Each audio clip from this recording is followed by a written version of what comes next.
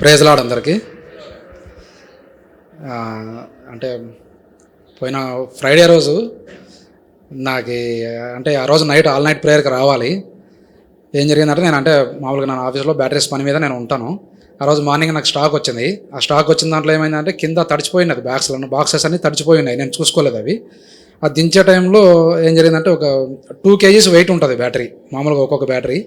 అది జారిపోయి ఈ హైట్ నుంచి దాదాపుగా జారిపోయి కరెక్ట్గా బ్రొటకనల్ వేరు మీద పడింది. ఆ బొటకనల్ వేరు మీద అంత వెయిట్ది ఇంత హైట్ నుంచి పడేదానికే ఇక ఒక 1/2 అవర్ వణుకుతూ కూర్చున్నా పక్కన. అంటే అంత నొప్పి, ఆ పెయిన్ అసలు భరించలేకపోయినాను అసలు. తర్వాత మెల్లగా లేచి ఇక పని చేసుకున్నాను, అట్లనే చేసేసుకున్నాను. అంటే ఈరోజు రాత్రికి ఇది నన్ను పోకోకుండా చేయాలని చెప్పేసి నాకు ఇది పడిందా అని అనుకున్నాను అప్పుడే. తర్వాత మళ్ళీ మధ్యాహ్నం అక్కడనే ఆఫీస్లో కూడా ప్రేయర్ చేసుకున్నాను. ఇంటికి వచ్చాను సాయంకాలము. ఇంటికి వచ్చినప్పుడు కూడా కుంటుకుంటూనే వచ్చాను అంటే నైట్కి కారు నడపగలనా, ఈ లెగ్ తోటి క్లచ్ తొక్కగలనా అని చెప్పేసి చాలా ఇదనిపించింది. సరే అని చెప్పేసి ఒక్కటే ట్యాబ్లెట్ తెచ్చుకున్నాను, వేసుకున్నాను అంతే. వేసుకున్నాము, ప్రేయర్ చేసుకున్నాము, సరే ఏం కాదని చెప్పేసి అట్లనే వచ్చేసాను నడుపుకుంటా. నైట్ అంతా ఇక్కడ ప్రేయర్లో కూర్చున్నాము. ఎక్కడ ఏం నొప్పి లేదు, పొద్దున కూడా ఏం నొప్పి లేదు, మళ్ళీ ఏమి కాలేదు అసలు. బొడనేళ్ళకి అసలు నొప్పే లేదు. మళ్ళీ నేను ట్యాబ్లెట్లు వేసుకోలేదు, ఏమి వేసుకోలేదు. అది ఎక్కడ పోయిందో కూడా నాకు తెలియదు అసలు. దేవుడు అది కూడా ఒక అద్భుత కార్యం చేశాడు. ఇంకొక కార్యం ఏంటంటే దాదాపుగా ఒక 1 month నుంచి ఈరోజు వాక్యం అంటే నా గురించేనేమో, భూమాకాశం సృజించిన యెహోవా వల్లనే నీకు సహాయం కలుగును, కొండల తట్టు నా కన్నులు ఎత్తుచున్నాను కానీ ఎవరి వల్ల నీకు సహాయం కలుగునంటే దేవుడు వల్లనే సహాయం కలుగుతుంది. ఎందుకంటే ఆ సహాయం కోసమే మేము 1 month నుంచి ప్రేయర్ చేస్తున్నాము. అంకుల్ వాళ్ళు చేస్తున్నారు, మేము కూడా చేస్తా ఉన్నాము. ప్రదీప్ అన్న మమతక్క వాళ్ళు కూడా మా కోసం ప్రేయర్ ఎంతగానో చేశారు. ఇన్వెస్ట్మెంట్ కోసం, నాకు బిజినెస్లో కొంచెం బిజినెస్ ఎక్స్పాన్షన్ కోసం ఇన్వెస్ట్మెంట్ కావాలని చెప్పేసి దాని గురించి ప్రార్థనలు చేసుకుంటూ ఉంటే ఈ వీక్లోనే, లాస్ట్ వీక్లో వెడ్నెస్డే రోజు అనుకోకుండా అంటే మా రిలేటివ్స్ వాళ్ళ గృహానికి దర్శించడం జరిగింది. అక్కడికి వెళ్తే ఏం జరిగిందంటే మాట్లాడుతూ సాయంకాలం వరకు అక్కడనే ఉన్నాం. మార్నింగ్ నుంచి మాట్లాడుతూ మధ్యలో అరే నీకేదో ఇన్వెస్ట్మెంట్ ఏదో కావాలన్నా, నీకేమన్నా డబ్బులు ఏమన్నా అని వాళ్ళ నుంచే వచ్చింది. వాళ్ళే మాట్లాడారు నాతోటి. ఇన్వెస్ట్మెంట్ ఏమైనా కావాలని నీకేనంటే అవును కావాలి, కానీ మరి ఎక్కువ ఇంట్రెస్ట్ అంటే నేను కట్టలేను అన్న. ఇంట్రెస్ట్ ఎవరు ఇవ్వమన్నారు నిన్ను, సరే నీకు ఇష్టమైనంతనే నువ్వు వేయిపోవాలని చెప్పి ఇచ్చారనమాట.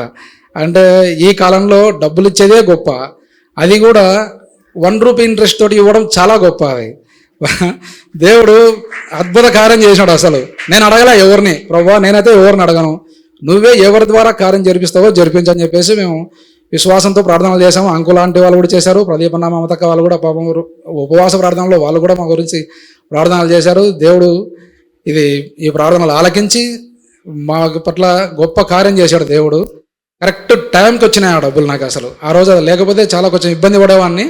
నెక్స్ట్ డే ఏంది అని అనుకునేవాడిని. ఆ రోజు నైట్కి నాకు అమౌంట్ వచ్చి పడింది అకౌంట్లోకి. దేవుడు చాలా అద్భుత కార్యం అది అసలు. అదొకటి.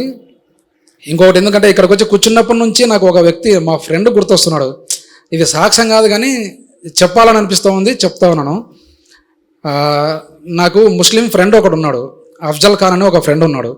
దాదాపుగా ఒక 20 years నుంచి పరిచయం. నేను హైదరాబాద్కి వచ్చినప్పటి నుంచి, నేను 2000లో హైదరాబాద్కి వచ్చాను. అప్పటి నుంచి నాకు పరిచయం. నా దగ్గర పని చేశాడు ఆ పిల్లోడు. నేను ఆప్టికల్ షాప్ ఉండేది నాకు.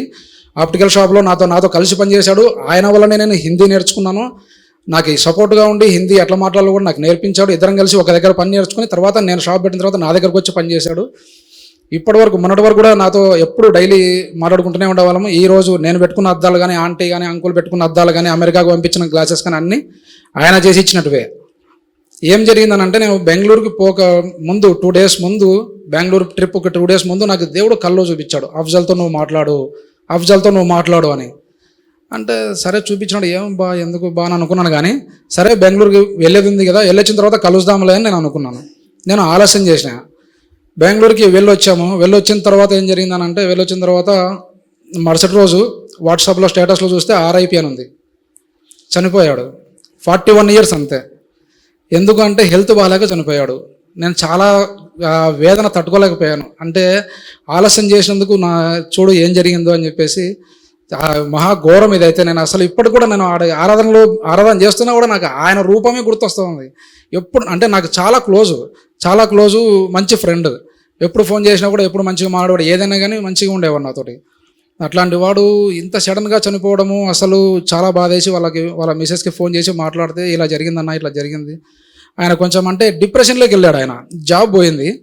జాబ్ పోయిన తర్వాత ఏమైందంటే డిప్రెషన్లోకి వెళ్ళిపోయి మనిషి కృంగిపోయి కొంచెం త్రాగేది ఎక్కువైపోయి తర్వాత ఆయనకి జాండీస్ వచ్చాయి. ఆ జాండీస్లో కూడా ఆయన పట్టించుకోకుండా ఉన్నాడు. అది ఇదైపోయి బాగా హాస్పిటలైజ్ అయిపోయినాడు. ఇమీడియట్గా ఇదైపోయినాడు మనిషి. ఇది ఎందుకు చెప్తున్నానంటే అంటే మనకి దేవుడు ఏదైనా చూపించాడు, ఎవరితోనైనా మీరు మాట్లాడు అని అంటే దీని గురించి వెంటనే రెస్పాండ్ అయ్యి ఖచ్చితంగా ఆ కార్యం మనం చేయాలి. మాట్లాడడం కానీ చూడడం కానీ వాళ్ళ గురించి చేయాలి. నేను చేసిన తప్పు ఇది, పెద్ద తప్పు ఇది. అందుకే దేవుడు నేను ప్రతిరోజు కోరుకుంటున్నాను, నన్ను క్షమించు ప్రభువా, నేను మాట్లాడలేకపోయాను, మాట్లాడింటే ఏదైనా కార్యము జరిగి ఉండేదేమో, నువ్వు బ్రతికించేవాడమేమో, నన్ను క్షమించు అని చెప్పేసి చాలా వేదనతో కూడుకున్న ప్రార్థనలు ఇప్పుడు కూడా చేసుకుంటాను. నేను మర్చిపోలేకపోతున్నాను ఆయన్ని. ప్రతిరోజు ఏదో ఒకటైనా నాకు గుర్తుకొస్తాడు.